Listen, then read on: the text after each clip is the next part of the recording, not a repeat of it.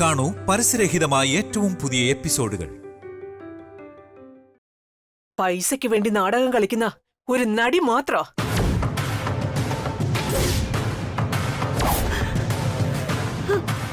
ആ വേഷം അഭിനയിച്ചു കഴിയുമ്പോ ഇവള് പോകും. പിന്നെ കണി കാണാൻ പോലും കിട്ടില്ല നിങ്ങൾക്ക് ഇവളെ.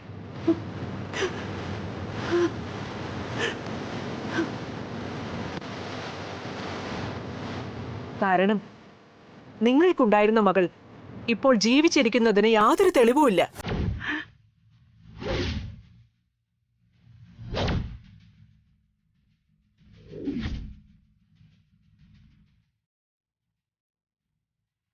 ഇനി ജീവനോടെ ഉണ്ടോന്ന് ഇപ്പൊ എന്റെ സംശയം.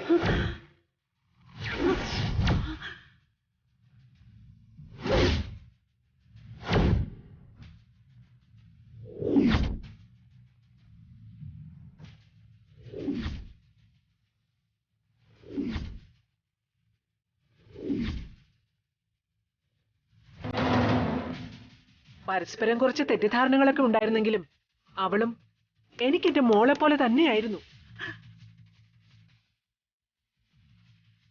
എല്ലാരും കൂടി കൊണ്ടുപോയി കൊന്നു എന്റെ കുട്ടിയെ.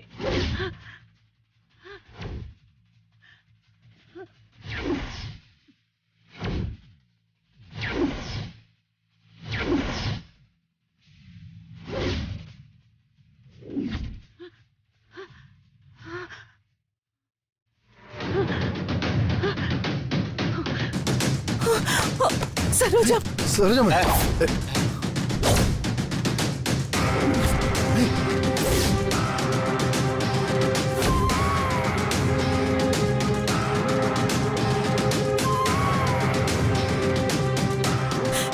ഡോക്ടറെ വിളിക്കും മോനെ.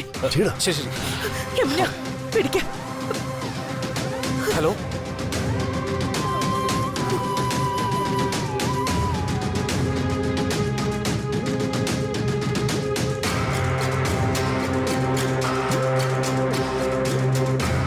രാജലക്ഷ്മി, എന്താ ഇവിടെ നടക്കുന്നത്? എന്തൊക്കെയാ പറയുന്നത്?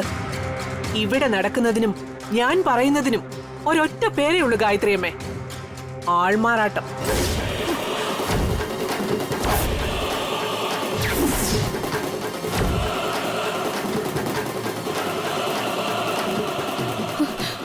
കണ്ണാ മോനെ, നീ വാ. ഒന്ന് നിന്നേ. ഒറ്റയ്ക്ക് പോണ്ട. ഇവിടുന്ന് ഒരാളെ കൂടി കൂട്ടിക്കൊണ്ട് പോയാ മതി. അരുമയ്ക്ക് അരുമയായ അനിയത്തി കൂടി ഉണ്ട് തിരിച്ചു പോകുമ്പോ.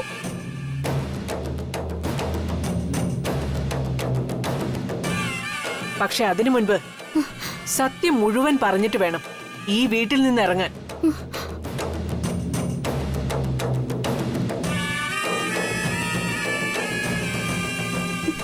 എന്തായാലും എല്ലാം കഴിഞ്ഞു. സത്യം തുറന്നു പറഞ്ഞു.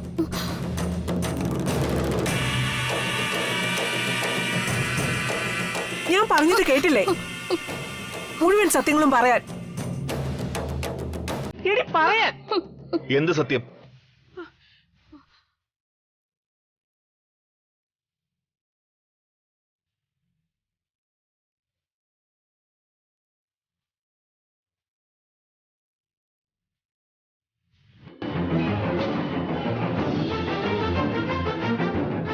എന്ത് സത്യം പറയാനാ നിങ്ങൾ ഈ വിളിച്ചു പോകുന്നത്? നിങ്ങൾ പഠിപ്പിച്ചതൊക്കെ വള്ളി പുള്ളി തെറ്റാതെ അവർ പറഞ്ഞു കഴിഞ്ഞു. ഞങ്ങൾ പഠിപ്പിച്ചതോ? അതെ.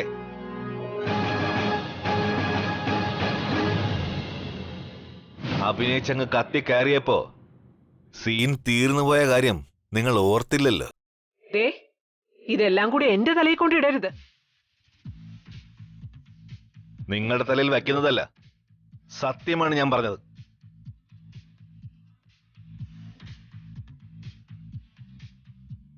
എനിക്കൊന്നു മാത്രം അറിഞ്ഞാൽ മതി. നിങ്ങളുടെ പ്ലാനിന് ത്രിവിക്രമൻ കൂട്ടുനിന്നതാണോ അതോ ത്രിവിക്രമന്റെ പ്ലാനിന് നിങ്ങൾ അഭിനയിച്ച് ഫലിപ്പിച്ചതാണോ?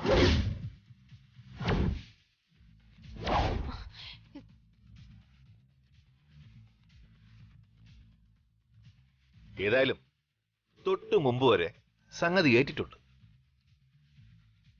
അതിവിടെ എല്ലാവരുടെയും മുഖം കണ്ടാൽ അറിയാം.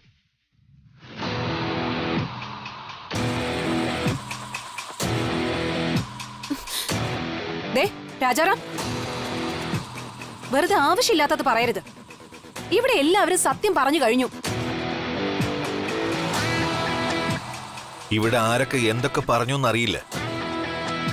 പക്ഷേ വെളിയിൽ ആളുകൾ പറയുന്നത് വേറൊന്ന്. എന്ത് പറഞ്ഞു? എന്തായാലും നിങ്ങൾ ഇവരെ സത്യം പറയാൻ വിളിച്ചോണ്ടുവന്നതല്ലേ? സത്യം അവര് തന്നെ പറയട്ടെ.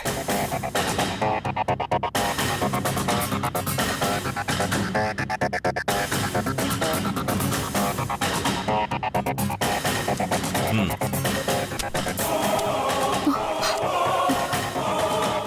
5000 രൂപയുണ്ട്.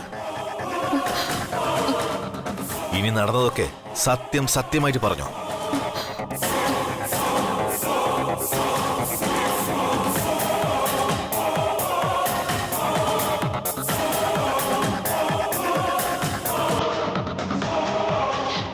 ഇപ്പൊ വന്ന സാറ് പറഞ്ഞത് മുഴുവൻ സത്യമാണ്.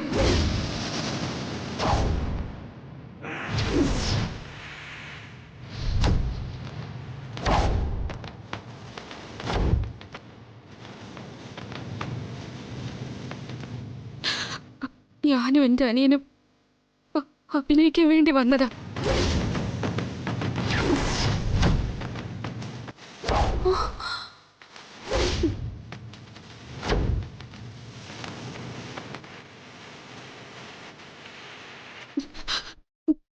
കൺമണി എന്ന പേരില് ഒരനിയത്തിയില്ല.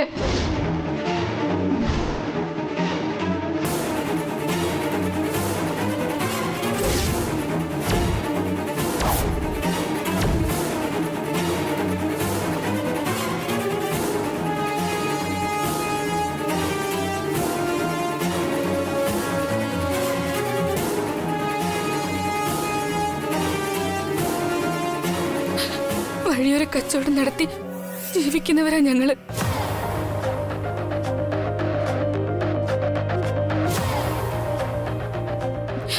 കാഴ്ചയില്ലാത്ത എനിക്കും അനിയനും വേറെ ആരുമില്ല.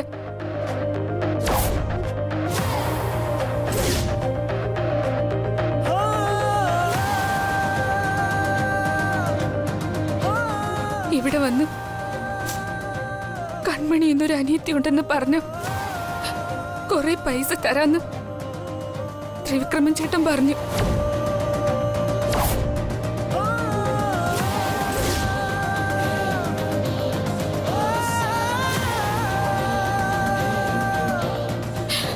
കുറെ പൈസ തരാന്ന് പറഞ്ഞപ്പോ നിവൃത്തികേട് കൊണ്ട് സമ്മതിച്ചു പോയതാ.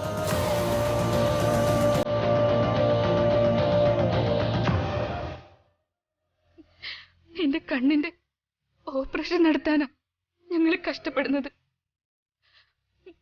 ആരും ദ്രോഹിക്കണമെന്ന് കരുതി ചെയ്തതല്ല. എല്ലാവരും ഞങ്ങളോട് ക്ഷമിക്കണം.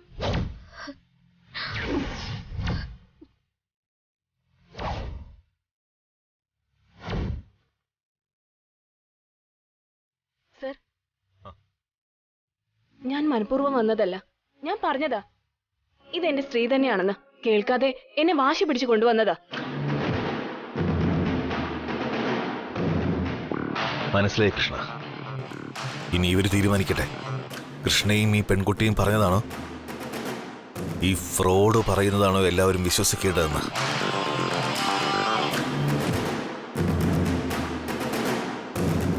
ത്രിവിക്രമ, അപ്പോ താൻ ഞങ്ങളെ പറ്റിക്കുവായിരുന്നല്ലേ? ഈ അസുഖക്കാരി കൂടി ഇറങ്ങി പോടാ ഇവിടുന്ന്. എവിടെയോ കിടന്ന നാടകക്കാരികളെയും വിളിച്ചോണ്ട് വന്ന് കുടുംബത്തിൽ പറഞ്ഞവരെ പറ്റി മോശം കഥയുണ്ടാക്കി പറയുന്നോ?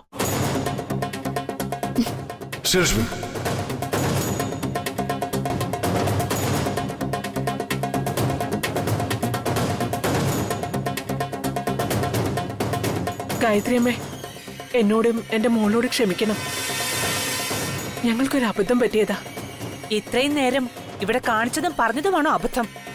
അത് ഇയാള് വന്ന് പറഞ്ഞപ്പോ പറഞ്ഞപ്പോ എന്റെ സ്ഥാനത്ത് നിന്ന് ഈ വീട്ടിലെ തീരുമാനങ്ങൾ എടുക്കേണ്ടത് രാജലക്ഷ്മി കൂടിയല്ലേ? അപ്പോ അതിന്റെ പക്വത കാണിക്കണ്ടേ?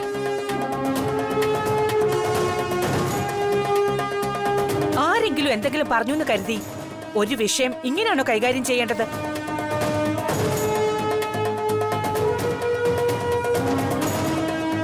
ക്ഷമ ചോദിക്കേണ്ടത് എന്നോടല്ല, ക്ഷമിക്കേണ്ടത് ഞാനല്ല.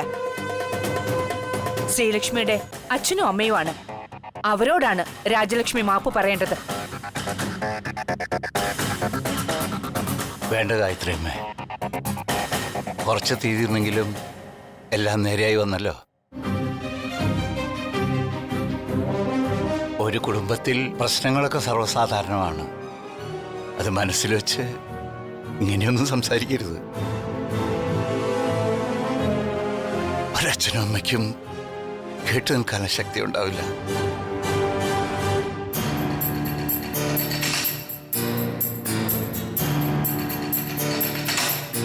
രാജാറാം, ഒരു പൂജ നടക്കാൻ പോകുന്ന സ്ഥലമാണിത്. ഈ കുടുംബവുമായി ഒരു ബന്ധവും ഇല്ലാത്ത ആരും തന്നെ ഇവിടെ ഉണ്ടാക്കാൻ പാടില്ല. വർമ്മൻ വില്ലയിലെ ഗായത്രി ദേവിയാണ് പറയുന്നത്. ശരിയമ്മേ.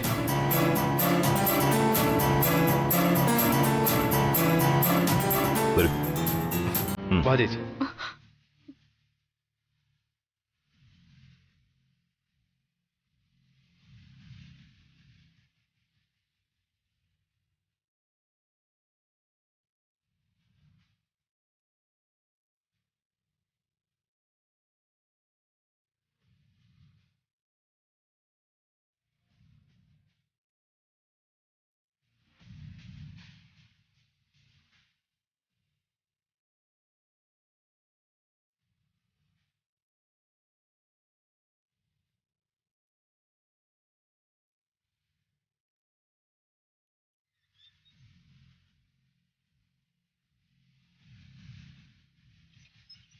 ഈ നാട്ടിൽ വന്നിട്ട് ഇങ്ങനൊരു വീഴ്ച ഉണ്ടായത് എന്റെ അശ്രദ്ധ കൊണ്ട് മാത്രമാ.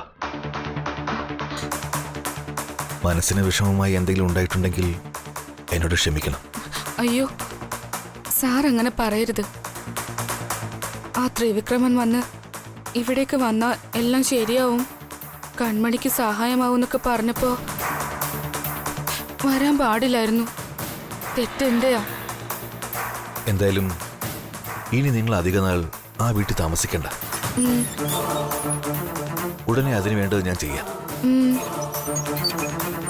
രാജാറാം സാർ, രവി സാറിനോട് പറയണം ഞാനിതിലൊന്നും മനസ്സറിയാത്ത ആളാണെന്ന്. ശ്രീയോടും. അത് ഞാൻ പറഞ്ഞേക്കാം കൃഷ്ണ. മനസ്സറിവുള്ള വേറൊരാൾ ഇവിടെ ഉണ്ടല്ലോ.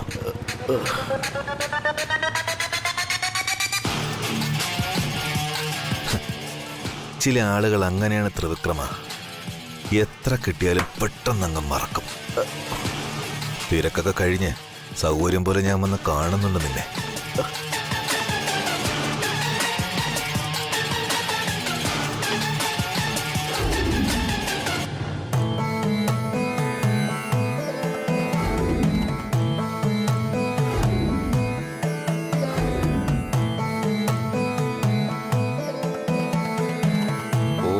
ഭയവരദഹസ്തം ദിവ്യപാശാംഗശാഠ്യം ശിവസുതവജഗസ്ത്രം രക്തവർണം ത്രിനേത്രം അമൃതമയ ശരീരം സർവയജ്ഞോപവീതം ഗണപതി ഗണനാഥം ദേവദേവം നമാ.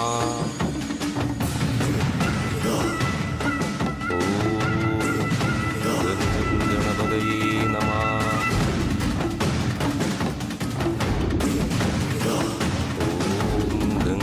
ഗണപതയേ നമഃ. ഗജാനനം ഭൂതഗണാതിസേവിതം കപിത്തജം വിപുലസാരഭക്ഷണം ഉമാവിതം ശോകവിനാശകാരണം നവാമി വിഘ്നേശ്വരപാദപങ്കജം ഏകദന്തം മഹാകായം തപ്തകാഞ്ചനസന്നിഭം ലംബോദരം വിശാലാക്ഷം വന്ദേകം ഗണനായകം. ഹോമകുണ്ടത്തിൽ തീ തെളിക്കാം. ശരി തിരുമേനി.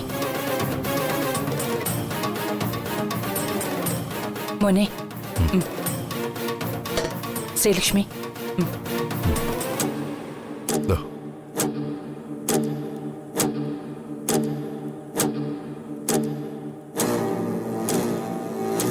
ശ്രീലക്ഷ്മി,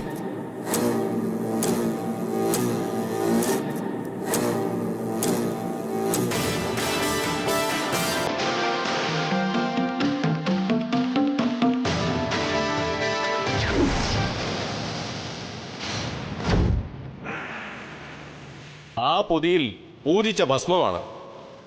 ആരെയാണോ നശിപ്പിക്കാൻ ഉദ്ദേശിക്കുന്നത് അവരുടെ നെറ്റിയിൽ ഇട്ടുകൊടുത്താൽ നിങ്ങൾ ചെയ്യുന്ന പാപം ഈശ്വരന്മാർ കണക്കിൽ സൂക്ഷിക്കില്ല എന്നാണ് നമ്മുടെ വിശ്വാസം.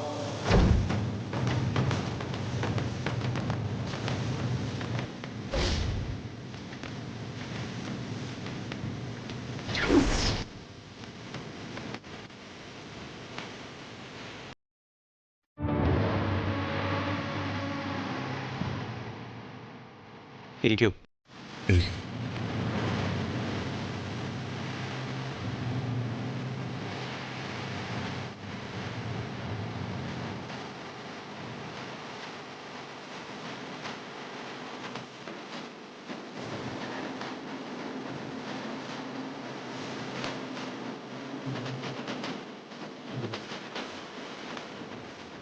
ഗജാനനം ഭൂതഗണാതിസേവിതം തപിത്തജം ഭുവലസാരപക്ഷിണം ഉമാസുതം ശോകവിനാശകാരണം നമാമി വിഘ്നേശ്വരപാദപങ്കജം ഏകദന്തം മഹാകായം തപ്തകാന്തിനസന്നിഭം ലംബോദരം വിശാലാക്ഷം വന്ദേകം ഗണനായകം.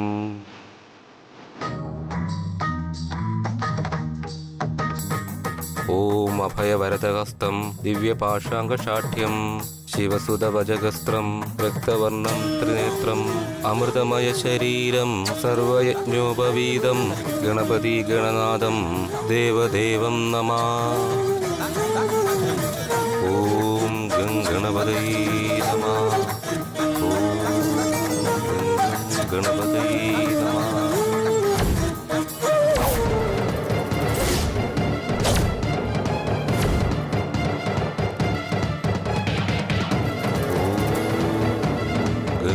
ഗണപതയേ നമഃ.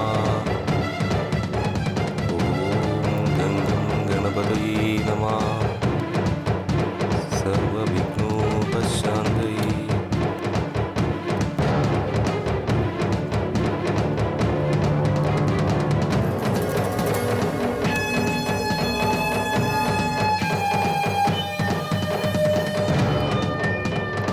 ഓം ഗംഗം ഗണപതായ നമഃ.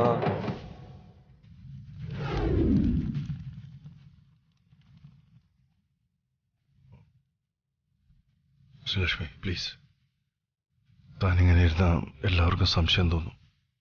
എന്നോടൊന്നും പറയരുത്. നിങ്ങളുടെ താളത്തിനൊത്തല്ലേ നമ്മൾ തുള്ളുന്നത്.